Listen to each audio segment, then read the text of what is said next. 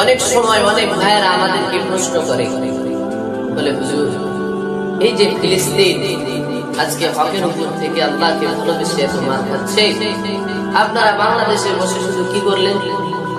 দোয়াটাই করলেন। কি করলেন? একটা বিক্ষোভ মিছিল করলেন।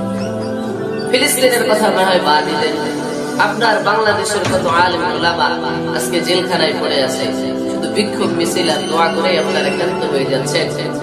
তাদেরকে বলবো, ভাই শোনো, আল্লাহর রাসূল সাল্লাল্লাহু আলাইহি ওয়াসাল্লাম এক হাদিসের মধ্যে বলেছেন দোয়াই হলো শ্রেষ্ঠ ইবাদত। আরেক riwayতের মধ্যে রাসূল বলেছেন দোয়াই হলো ইবাদতের মগজ।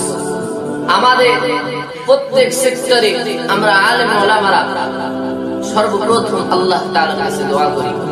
আমাদের এই দোয়াটাই জালেম, নাস্তিক, মুরতাদ, ইহুদি, বেঈমান, পশ্চিমাদের ধ্বংস করার জন্য আমাদের এই দোয়াটাই যথেষ্ট। আমরা অন্য কিছু লাঠি সোটা নিয়ে মাঠে সহজে নামি না, রণাঙ্গনে আমরা সহজে যাই না, কিন্তু আমরা দোয়া করি। আমাদের এই দোয়ার ফল আল্লাহ তাআলা দান করেন।